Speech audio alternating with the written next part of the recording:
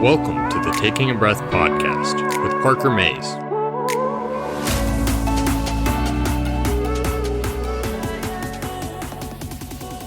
What's up, everybody? Welcome back to another episode of the Taking a Breath podcast. I'm Parker, and today joining me, I've got a friend who is what I would consider to be a community expert. And as you guys know, I'm super interested in how to build community, how to build relationships. And so Steven joining me today is going to be an incredible guest to help us learn a little bit more about how to build relationships within our communities. And I think he's the perfect person to do it. So Steven Choi, he graduated from UC Berkeley in 2008 and then got his MBA at the London Business School in 2019.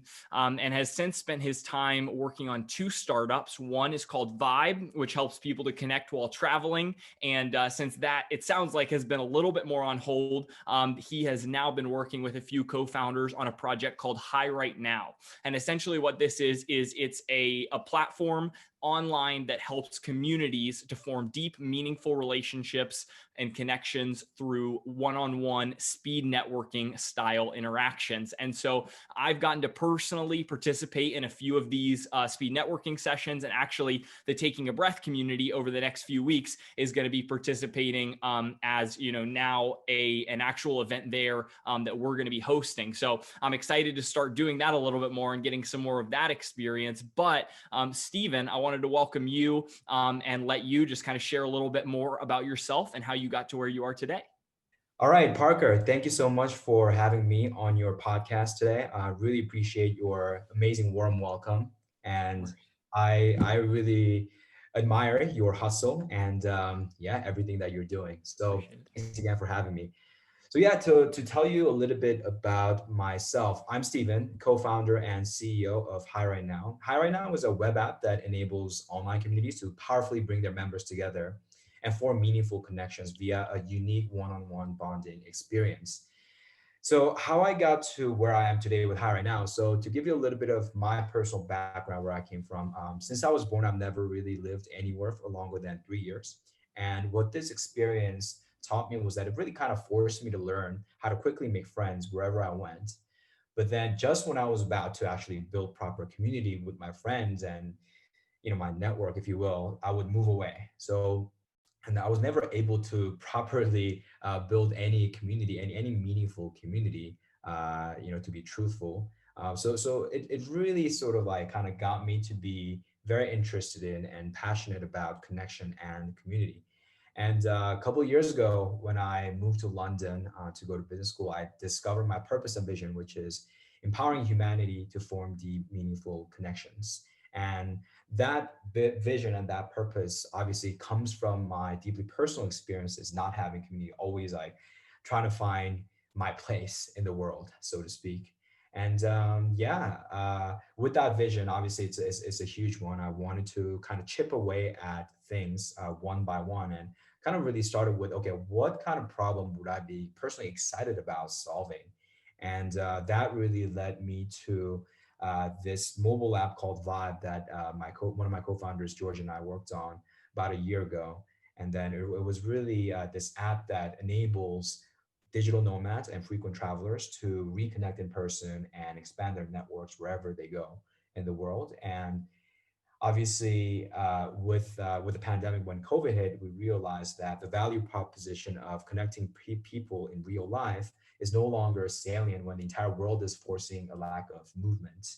And at the same time, we saw a tremendous opportunity to connect people in this virtual world, in this digital world, directly, after realizing that virtually everyone has become a remote worker. Virtually everyone started craving this genuine human connection. And we kind of got inspired by one of our early experiences when we were launching Vibe, our mobile app in Bali earlier this year, actually, just about a year ago. We participated in this the speed networking event at a co-working space. And it was hands down by far the most popular event at that co-working space week by week. And I joined, and it was just such an easy way for you to kind of quickly get to know everyone. And then at the end, kind of everyone coming together and then everyone kind of like warming up. And I really like that democratic way of ensuring that everyone kind of has an opportunity to get to know everyone. And then, if you click with someone, then if you vibe with someone, then you can kind of follow up later, and then you form all these different concentrated little groups. And I just really love that experience. And we kind of wanted to digitize that experience, really mimic that experience and like make it even better. So yeah, obviously there's like many different ways that we could have pivoted our business over to, and High Right Now kind of emerged as like the path after realizing that, okay, timing is on our side. What can we do to really just get out there and then like bring some value to the world? So that is the story. I love that. And it is very clear that you did a great job of thinking through, okay, where are the opportunities even in the virtual world? So I love that. One thing that I was interested in, because I know that George, your co-founder, was with you with Vive and is now helping you out with High Right Now. What kind of drew you initially to the people that you're working with, kind of the team that you have on High Right Now? And then and how did you know that they were kind of the right people to work with you? Yeah, I really appreciate that question, Parker. So George and I have been friends for over 7 years, actually, and just so interesting how it all worked out. But when I moved to New York, it was a time in my life where I was searching for this, meaning of community, and like I never really had that stable community. And New York was like the first place where I genuinely felt home. And George is one of my best friends that kind of really enabled that showed that possibility. And then the funny thing is, even though we only lived in New York together for about a year, we kind of like, while we were in New York together, we went on this journey of self development and transformation, just like really learning like who we were, like in our 20s. And he moved away after a year, and then I ended up sort of digital nomading around Europe and Asia. But then we still figure out a way to keep in touch through these video reports that we used to call vibe reports. He used to always like hit me up and be like, "Mate, what's the vibe?" And then we would kind of send each other quick vibe reports of like what's going on. And it really kind of sort of humbled me and surprised me that we were able to develop this like a sticky, amazing friendship, even though we weren't really living in the same place. So he inspired me from that in that regard. And yeah, basically before Vibe in business school, I was working on a startup project called Branch, and it was like a way to quickly exchange your contact details with international people. And essentially, that idea led to this fellowship opportunity in Munich. So my second year of business school in 2019, I was splitting my time between Munich, Germany, and London. And basically, like it got to the point where so I had a friend in Japan who introduced me to his friend who like joined me. So he flew all the way from Tokyo to London to work with me. And he's a coder. And then, communication issues, whatever, things didn't really work out with him. And then I really, really desperately needed some help. Like, I'm not a coder. I have this idea and vision, but then I need some help. And then I just started talking to George about it. And without even asking anything, he just kind of, started helping me out. He's one of my best friends. And from kind of taking over the design aspect of it, coding and everything, he gradually started getting involved. And then last year, my birthday, so he was in Florida. He flew out all the way to London, and one of our kind of like favorite memories, like how we built our friendship together, was by going to these different festivals and music clubs. And one of our favorite DJs, this guy Matty, on this French DJ, he was coming to London on my birthday, and then he was like, "Yo, let's let's go." So he just booked the ticket and came to London, and then we kind of like had a chance to sit down and really kind of think about, hey, like, do we have an opportunity to build a business here? And then we're like, you know what, let's do it. Why not? So like, to me, it was a no-brainer from a complementary skill set standpoint. Like, he really, really can do what I cannot do. Right. So I think from that perspective was perfect. So yeah, it was just me and him, and then at first, and then we were trying to figure out like what to do. And then I think with High Right Now, actually our third co-founder Max, George met Max at the same co-working space that I told you about, Dojo in Bali. His first day there, he just runs into Max, and George pitches Vibe to Max, and Max gets super excited, and he ends up helping us out for about a month.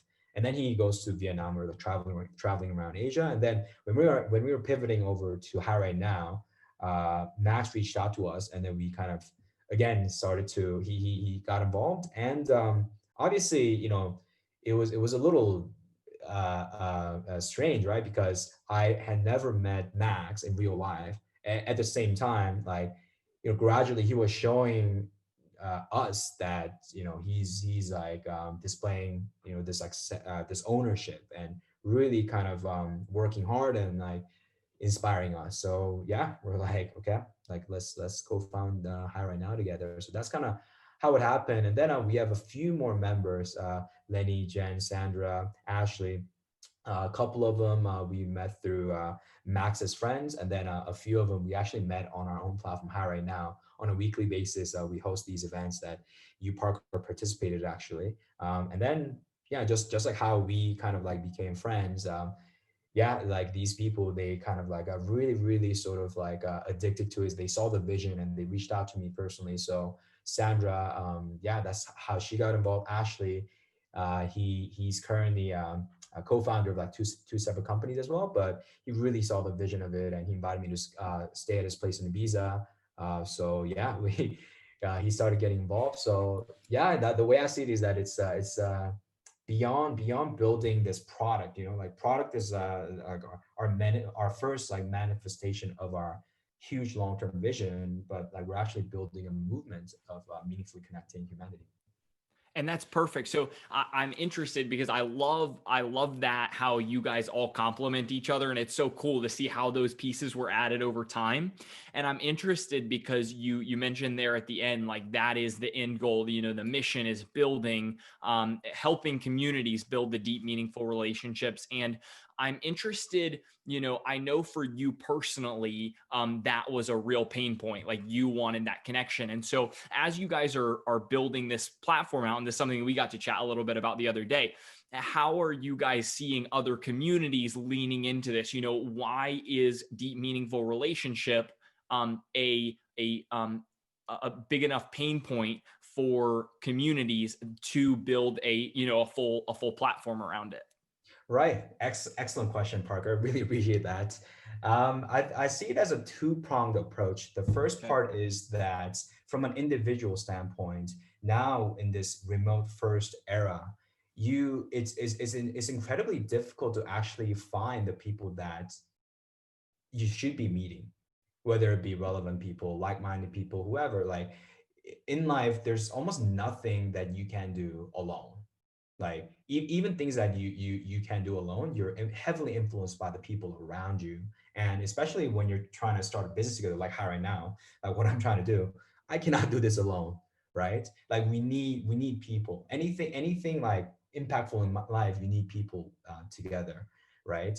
So kind of like we were thinking more about what can we do to actually enable people to find these relevant connections in this remote first era, right? Like let's just embrace that the digital world is the new era, right? Like we're not really going back. Sure, like we can go back. There's going to be some in-person connections, but there's in theory there's this infinite possibilities to meet the kind of people you can meet, right? Like they don't have to be based right next to you, right? Like Parker, you're in North Carolina, like I'm in Mexico City right now. Yeah. Like you don't have to be here. We can still kind of form these meaningful connections. So we kind of realize that okay, like so many of us are part of a lot of different communities, and all these in these different communities, there's thousands of people that are part of these communities and organizations, and these are the places where you should be meeting the right people. But then when you actually think about it, the only way to interact in these communities is via hectic group chats or awkward Zoom calls. There's no really engaging way and consistent way for you to meet the kind of people that you should be meeting. So we kind of realize that okay, online communities are really kind of like the future. They're growing like explosively, and then more of us are gonna lean over to this digital world.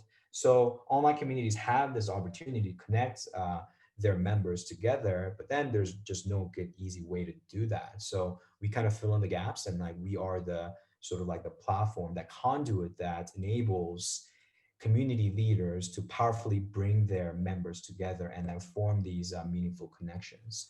So that's kind of how we think about it. It's so good. And actually, I love that point that you brought up there. That was, even though, things are, potentially starting to move back to in person, that it's still, people realize now the possibility and the potential of online. I think that without something like this having happened, people would have been, much more in the safety zone of like, oh yeah, I can just meet at the Starbucks or whatever. Now, there's no chance you're meeting at the Starbucks, right? But then if I don't have to meet the person down the street, why can't I meet you in Mexico City, who I would love to have met, but would have never connected with if it hadn't been for something like this? So that's something that I tell people a lot. And even because I'm starting to do the online community thing, and people are like, oh, well, once we start going back in person, like that's going to stop. I'm like, no, like I get to connect with people in India and UK and right. Like it's just not the same, now I have expanded to where I'm like, okay, I can't meet these people the same in person. So I love that. My next question around using either, if it's using High Right Now or a different speed networking kind of situation, what tips do you have in terms of how to make that quick connection, right? So if we have 5 minutes to meet and connect, and for me to know whether I want to actually, maybe meet you for 30 minutes or for coffee, virtual coffee or whatever, what is the best way to kind of make that initial connection with someone? Yeah, I think it really comes down to really recognizing and identifying whether there's an opportunity for you to become friends with that person. I think networking is a pretty official sounding, this like professional sounding word that someone came Sure. up, but I think this word networking is not really sure. Like for all intents and purposes, it's people use it a lot, but we want to kind of move away from this language. But it's more like what can I do to actually really connect with this person and then become friends with this person? And hey, it's fine. Like if there's no vibe, like sometimes you can't really expect to be friends with everyone, right? But I think the general principle here is that a lot of people, when you meet someone, they really are focused on just communicating, right? No one, like barely anyone, is focused on connecting, meaning really listening to that person, right? Like everyone loves to be heard, everyone loves to be listened to, right? So just like going in there with an open mind and have that curiosity about that other person and like really genuinely be interested in that other person.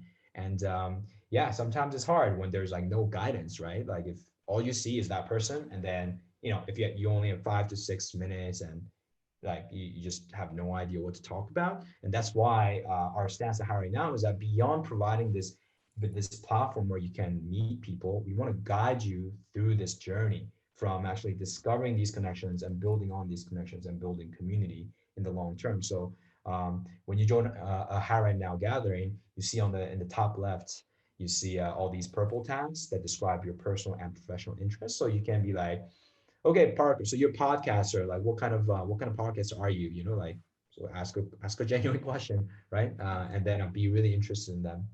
So use on High Right Now. If you have an opportunity, use your tags to really communicate.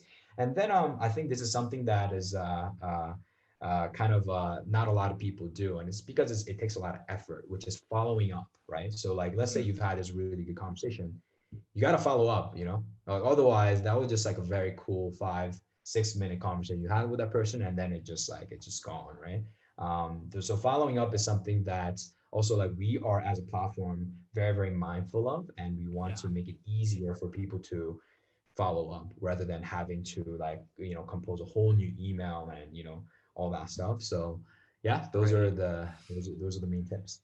So one thing that I was thinking about as you're saying that is there ever in your mind, as you're starting the conversation, a exchange of value type of thought, in terms of in terms of, are you going to dive deeper into the relationship? Is it, oh, here's some way that I could have that in, or like some way that I could bring or get value out of continuing to develop a relationship with this person? Or is it more just like, hey, like, are they, is the personality compatible?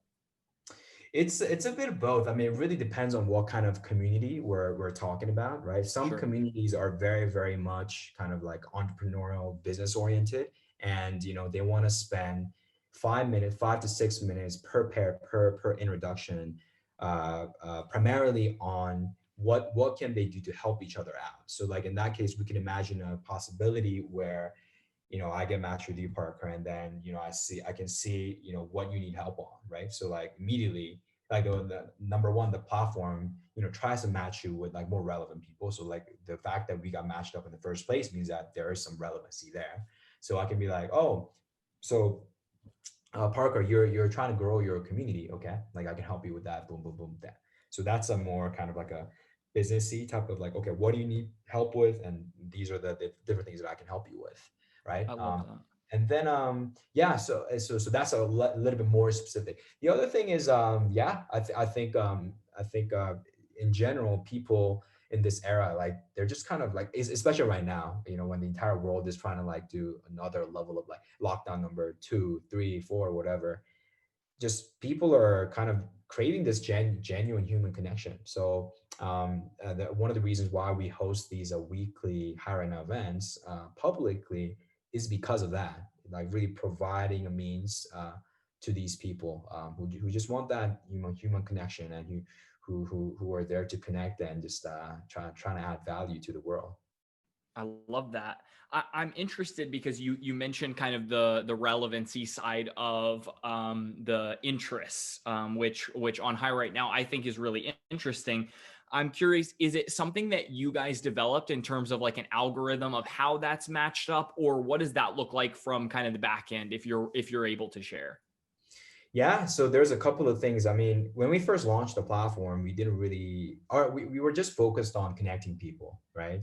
But then obviously, the possibility that we want to generate is like, Parker, if you're hosting an event on High Right Now, it's like you are hosting this like an amazingly sort of like personalized and curated event where, let's say you've invited 50 people, and then you Yeah. can go like, hey Steven, you've got to meet Tom. Like both of you guys are really into electronic dance music, and you guys surf and are obsessed with product design. And by the way, you both love dogs, right?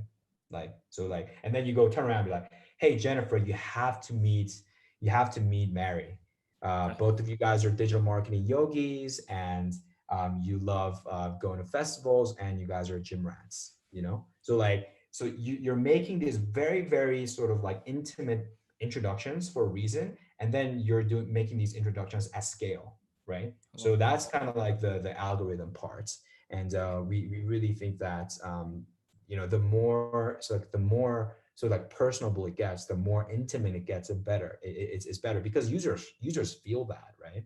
So For sure. yeah, that is kind of like our stance, right? Like allowing people to meet not only like-minded people, but like actually for some of these remote first companies that we're working with, they told us that like they actually want to facilitate these connections among these employees that don't really have a reason to interact with one another because they're not really that similar. So like actually purposefully connecting people that are not that similar, that there's also Hmm. that opportunity there.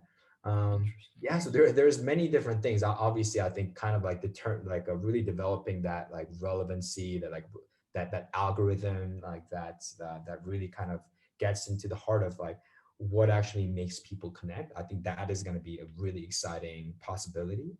At the same time, there's like many different sort of like matching options that our customers have told us that they would love to sort of like play around with, like the similar stuff, and then like kind of two-sided events where you are facilitating these connections between mentors and mentees, right? So if I'm a mentor, like I'm not really interacting with any other mentors, I'm only meeting with the mentees at the events.